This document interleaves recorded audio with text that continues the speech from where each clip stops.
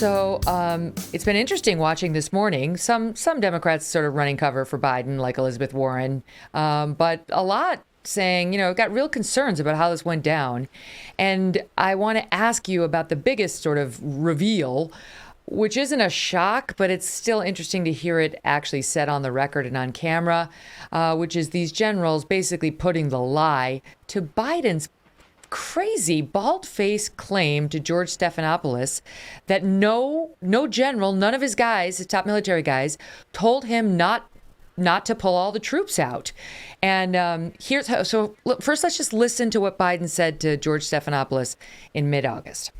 Top military advisors warned against withdrawing on this timeline. They wanted you to keep about 2,500 troops. No, they didn't. It was split. That wasn't true. That wasn't true. They didn't tell you that they wanted troops to stay? No, not in terms of whether we were going to get out in a time frame, all troops.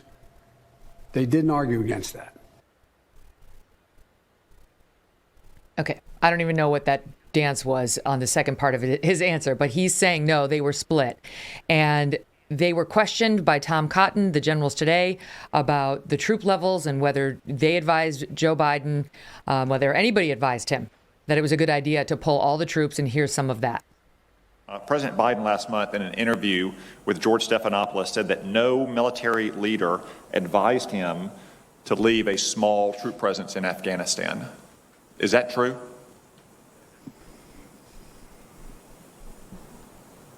Senator Cotton, I believe that, well, first of all, I know the president to be an honest and forthright man.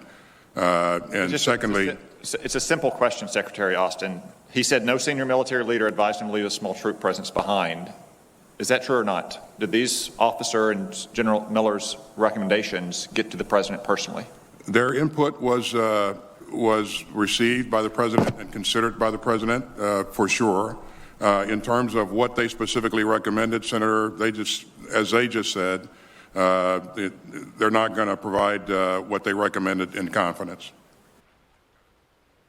And if you listen to more, Tulsi, General Milley, chairman of the Joint Chiefs, for the first time acknowledged publicly that he advised President Biden not to withdraw all the troops from Afghanistan.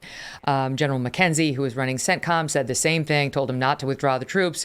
Lloyd Austin, SecDef, said, I advised him not to withdraw. I was against withdrawing the troops. They all said we made very clear in our positions, and our positions at the time, well, they wouldn't repeat their exact quote to the president. They said our position at the time was do not withdraw all the troops. That's all of his top military advisors. They were not split.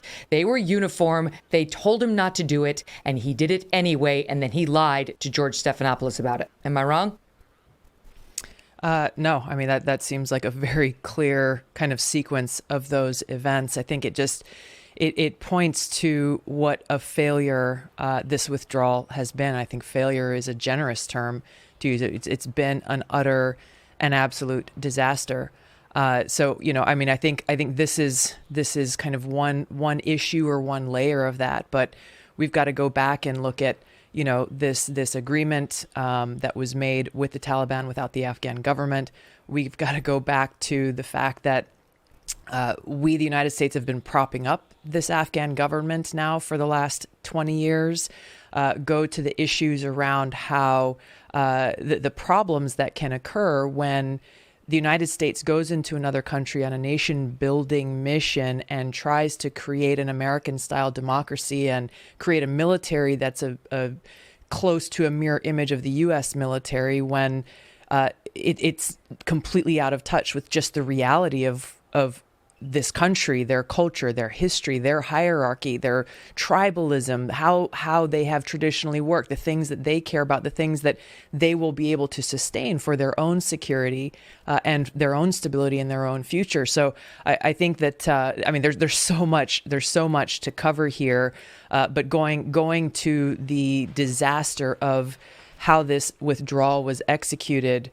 Yeah, I mean, from start to finish, I find it inconceivable, Megyn. I find it inconceivable that these military leaders and this administration and the State Department are saying that they were completely surprised by how quickly the Afghan government fell and how quickly the Taliban took over, and the fact that a massive evacuation of non-combatants, of American citizens, green card holders, Afghan partners, allies, these SIVs who worked with American troops on the ground. The fact that all of this was such a shock is completely inconceivable to me, and I don't believe it for a second.